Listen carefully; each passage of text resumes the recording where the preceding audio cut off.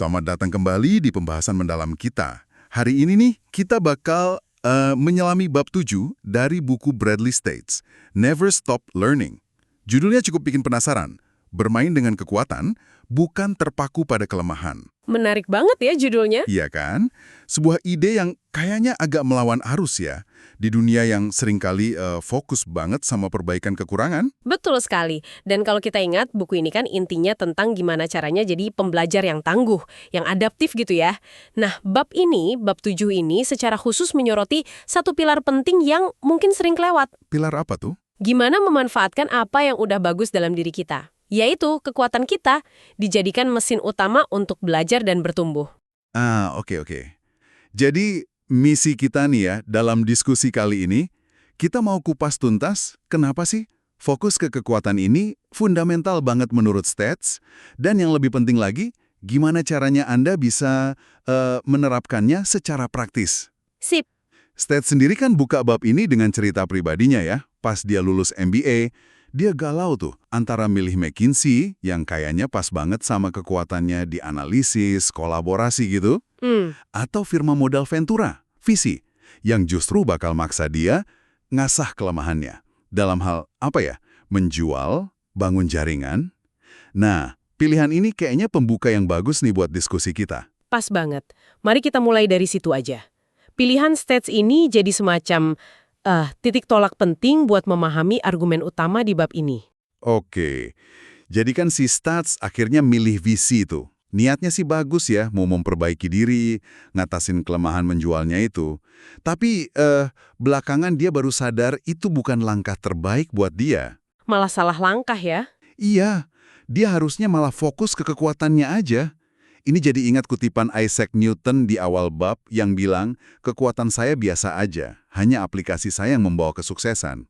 Intinya bukan soal punya kekuatan super ya, tapi gimana kita pakainya. Persis. Pengalaman pribadi States ini langsung bawa kita ke alasan kenapa fokus pada kekuatan itu krusial banget buat belajar dan berkembang. Ada beberapa manfaat inti nih yang saling terkait. Pertama, ini tuh nyalain motivasi intrinsik. Motivasi dari dalam diri gitu ya? Iya, betul. Secara alami kan kita lebih semangat, lebih menikmati prosesnya pas ngerjain sesuatu yang kita kuasai atau emang kita berbakat di situ. Ini tentang ngerasain kemajuan, penguasaan, atau mastery lah istilahnya. Kayak cerita Einstein itu ya, yang dikutip di buku, yang saking asiknya kerja sampai lupa makan siang. Itu pasti pas dia lagi main di area kekuatannya kan? Bener sekali. Rasa flow atau mengalir kayak gitu muncul pas kita pakai kekuatan kita. Bahkan, tugas-tugas kecil yang sejalan sama kekuatan kita aja udah bisa bikin kita ngerasa kompeten dan terus pengen maju gitu. Oke, motivasi intrinsik. Terus apa lagi? Kedua, ada dampak signifikan ke energi dan kesehatan. Ini menarik nih. Riset nunjukin orang yang aktif pakai kekuatannya itu cenderung ngerasa lebih berenergi, lebih hidup, dan bahkan kualitas tidurnya lebih bagus. Wah, serius? Bukan cuma soal perasaan seneng aja dong ya, tapi ada efek ke fisik juga. Kalau setelah partisipan melakukan latihan refleksi kekuatan diri, namanya Reflected Best Self-Exercise, atau RBSI. RBSI ya? Iya, RBSI. Nah, partisipan ini menunjukkan peningkatan pada penanda sistem kekebalan tubuh mereka. Ini nunjukin ada kaitan antara kondisi psikologis yang positif karena pakai kekuatan dengan kesehatan fisik kita. Wow, jadi fokus ke kekuatan bisa secara nggak langsung ikut jaga daya tahan tubuh kita gitu. Ini perspektif baru banget buat saya. Bisa jadi begitu, dan ini nyambung ke manfaat ketiga. Pengakuan eksternal. Pengakuan dari orang lain. Iya, pas kita berhasil pakai kekuatan kita, hasilnya kan cenderung lebih kelihatan ya, dan lebih dihargai sama orang lain. Nah, pujian dan pengakuan ini, jangan salah, itu motivator yang kuat banget loh. Oh iya ya, siapa sih yang nggak senang dipuji? Ada studi menarik dari Ian Larkin tentang sales club di sebuah perusahaan software.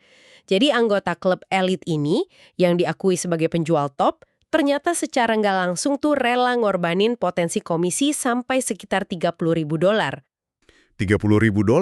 Iya, gede kan?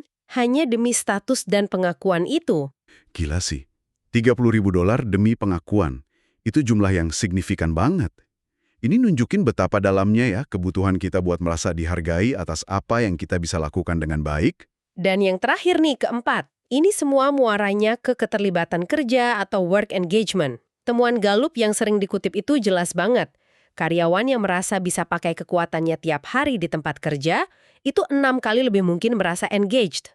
Engaged itu maksudnya gimana? Ya terhubung secara emosional, termotivasi gitu kesama kerjaannya. Jadi, fokus pada kekuatan ini bukan cuma sekedar tips pengembangan diri biasa, tapi punya dampak nyata ke produktivitas dan kepuasan kerja. Oke, oke. Kalau disimpulin ya, ini kayak paket lengkap. Kita jadi lebih termotivasi, lebih sehat, lebih diakui, dan lebih nyambung sama apa yang kita kerjain. Paket lengkap buat akselerasi diri ya istilahnya. Manfaatnya jelas banget sih kedengarannya. Tapi, ini mungkin agak aneh ya buat banyak orang.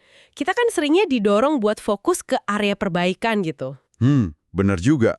Bukannya inti belajar dan berkembang itu justru memperbaiki yang kurang. Contohnya kayak pas review kinerja tahunan, seringnya kan kita dapat umpan balik sandwich tuh. Haha, iya. Feedback sandwich. Sedikit pujian di awal, akhir. Tapi intinya, dagingnya itu daftar panjang kelemahan yang perlu diperbaiki. Nah, kenapa States bilang pendekatan ini seringnya keliru? Nah, pertanyaan bagus ini. Karena ini nyentuh inti tantangannya. Kita tuh emang punya bias alami buat merhatiin kekurangan. Stats menyoroti ada 2 jebakan utama nih. Pertama, yaitu tadi, fiksasi berlebihan pada kelemahan. Terlalu fokus ke yang jelek gitu ya? Iya, kita mikir kalau mau sukses, kita harus jadi serba bisa. Harus perbaiki semua kekurangan. Padahal, ini seringkali nggak efisien dan bisa jadi malah salah arah. Contohnya kayak Zara yang dibahas di buku itu, gimana tuh ceritanya mereka bisa sukses padahal punya kelemahan tertentu? Tepat sekali. Zara kan jadi raksasa fashion bukan dengan cara nyoba niru kompetitornya dalam hal misalnya daya tahan produk atau nekan biaya produksi serendah mungkin. Malah banyak produksinya di Eropa kan yang biayanya lebih tinggi. Logistik yang super efisien buat bawa model baru ke toko dengan cepat.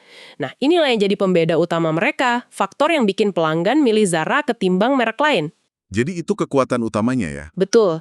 Kalau pinjem istilah dari Terry Hill, ini namanya order winner mereka, kekuatan yang memenangkan pesanan. Oke, order winner. Jadi pesannya tuh kita harus berani bilang enggak gitu ya, buat memperbaiki semua kelemahan. Fokus aja ke apa yang benar-benar bikin kita beda dan bernilai. Persis, fokus ke kualitas yang menciptakan nilai unik dan diferensiasi. Kelemahan yang nggak secara langsung menghalangi kekuatan utama kita, ya mungkin nggak perlu jadi prioritas utama buat diperbaiki. Nah, tantangan kedua nih, yang ironisnya, Apa tuh?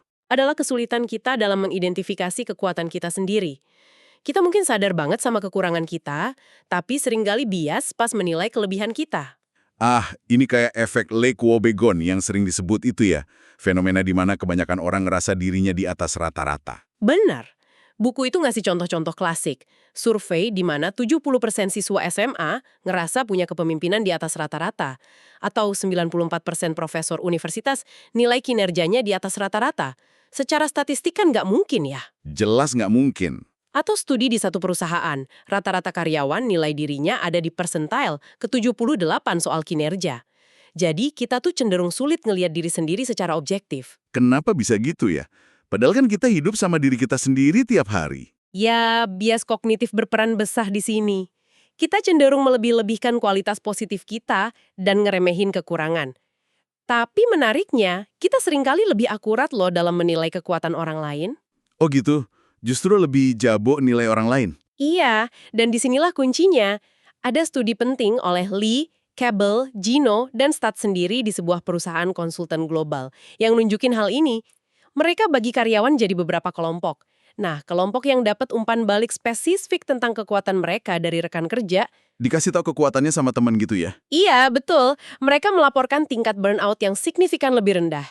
Keinginan buat pindah kerja juga lebih kecil dan ngerasa lebih terhubung sama perusahaan. Dibandingin sama kelompok kontrol atau kelompok yang cuma diminta refleksi diri aja. Jadi, masukan dari orang lain itu krusial banget ya? Bukan cuma buat validasi, tapi benar-benar bisa ngaruh ke kesejahteraan dan komitmen kita di kerjaan? Sangat krusial. Hasil serupa juga ditemuin di studi laboratorium lanjutan mereka. Ini nunjukin betapa berharganya cermin dari orang lain buat bantu kita ngelihat dan menghargai kekuatan kita sendiri. Yang seringkali kita anggap biasa aja atau malah nggak kita sadari sama sekali. Oke. Jadi kita udah paham nih kenapa fokus ke kekuatan itu penting, terus kenapa kita sering gagal melakukannya, entah karena terlalu fokus ke kelemahan, atau emang sulit ngenalin kekuatan sendiri. Nah, sekarang ayo masuk ke bagian yang paling ditunggu nih, strategi praktisnya. Gimana caranya kita bisa secara sadar belajar dan bertumbuh dari kekuatan kita berdasarkan saran stats? Sip, Stats nawarin pendekatan yang cukup sistematis ya. Langkah pertama, ini yang paling fundamental, adalah mengidentifikasi kekuatan Anda secara akurat. Dan cara terbaiknya yaitu tadi, dengan melibatkan orang lain. Disinilah latihan yang tadi saya sebut Reflected Based Self-Exercise atau RBSE jadi sangat berguna. RBSE tadi ya, bisa dijelasin dikit nggak cara kerjanya gimana? Kedengarannya kayak proses yang lumayan mendalam ya. Memang butuh sedikit usaha, tapi langkahnya cukup jelas kok. Pertama, Anda perlu identifikasi dulu nih, kira-kira 10-15 orang dari berbagai lingkaran pertemanan dan kerja Anda. Bisa teman, kolega lama, atau baru, keluarga, mentor. Orang-orang yang kenal kita dengan baik dari berbagai sisi gitu ya. Betul, orang yang kenal Anda dari berbagai sudut pandang. Kedua, Anda minta ke mereka masing-masing buat ceritain 1 atau 2 kisah spesifik. Ingat ya, spesifik. Kapan mereka lihat Anda dalam kondisi terbaik Anda? Lagi nyapain waktu itu? Apa yang Anda lakuin? Dampaknya gimana ke mereka atau ke situasi saat itu? Fokus ke cerita, bukan cuma kata sifat kayak, kamu pinter gitu. Oke, minta cerita spesifik. Terus? Ketiga, kumpulin semua cerita ini. Idealnya sih minta bantuan teman atau pihak ketiga yang netral buat ngompilasi. Tujuannya biar lebih objektif dan mungkin bisa nyaring cerita yang kurang relevan. Jadi Anda nerimanya udah rapi. Keempat, nah ini penting, sediain waktu khusus buat baca laporan kompilasi cerita ini. Sendirian, tenang, ini bisa jadi pengalaman yang cukup emosional dan ngebuka mata banget loh. Kebayang sih. Bisa jadi terharu atau kaget sendiri ya. Bisa jadi. Kelima, setelah baca, coba cari tema-tema yang berulang dari cerita-cerita itu. Kemampuan atau kualitas apa sih yang muncul lagi dan lagi? Terutama perhatiin kemampuan yang pas Anda gunain tuh Anda ngerasa enjoy, ngerasa klik gitu. Nah itulah kandidat kuat kekuatan unik Anda. Kedengarannya emang butuh usaha ya minta cerita dari belasan orang gitu. Ada tantangannya nggak sih dalam pelaksanaannya? Atau mungkin ada cara yang lebih simpel gitu? Usaha memang perlu sih, tapi hasilnya sepadan banget. Tantangannya mungkin ya rasa canggung pas minta ke orangnya, atau mastiin mereka beneran ngasih cerita spesifik, bukan cuma pujian umum aja. Kalau 10-15 orang kerasa kebanyakan atau susah, ya mulailah dari 5-7 orang yang bener-bener kenal dekat sama Anda. Kualitas ceritanya lebih penting kok daripada kuantitas. Intinya adalah dapetin perspektif dari luar diri Anda. Oke, masuk akal. Kualitas, kuantitas. Nah, setelah kita berhasil nih, anggaplah udah dapat insight soal potensi kekuatan kita lewat RBCE atau cara lain. Langkah selanjutnya apa? Langkah kedua adalah membuat rencana aksi yang konkret. Tahu kekuatan aja kan nggak cukup ya. Anda perlu secara sadar ngerancang cara biar bisa lebih sering pakai kekuatan ini dalam kehidupan sehari-hari. Diaplikasiin gitu ya? Betul, bisa di kerjaan, di rumah, atau pas lagi kegiatan sukarela mungkin. Konsepnya ini mirip sama yang namanya job crafting. Job crafting, apa tuh? Itu artinya kita secara proaktif nyobain nyesuaiin tugas, hubungan, atau cara pandang kita terhadap kerjaan biar lebih sejalan sama kekuatan, minat, dan nilai-nilai kita. Ada studi menarik tentang job crafting exercise di Google. Karyawan yang ngelakuin ini dinilai secara signifikan lebih bahagia dan lebih efektif loh di kerjaan mereka setelah 6 minggu. Wah, keren ya. Jadi, bukan pasrah nerima kerjaan apa adanya, tapi kita aktif ngebentuk kerjaan itu biar lebih pas sama diri kita. Menarik banget. Kalau di kerjaan sekarang ini, rasanya susah banget buat diubah. Ada alternatif lain nggak? Tentu ada. Kalau kerjaan Anda misalnya sangat kaku, susah diubah, mungkin Anda bisa salurin kekuatan Anda lewat skills-based volunteering. Maksudnya? Jadi kegiatan sukarela yang emang manfaatin keahlian spesifik Anda, atau bisa juga lewat hobi atau proyek sampingan. Intinya adalah cari arena bermain di mana kekuatan Anda bisa dipakai dan berkembang. Oke, jadi cari arena bermain ya. Identifikasi kekuatan via orang lain, terus buat rencana buat lebih sering pakai kekuatan itu. Tapi balik lagi ke pertanyaan tadi, gimana dong sama kelemahan?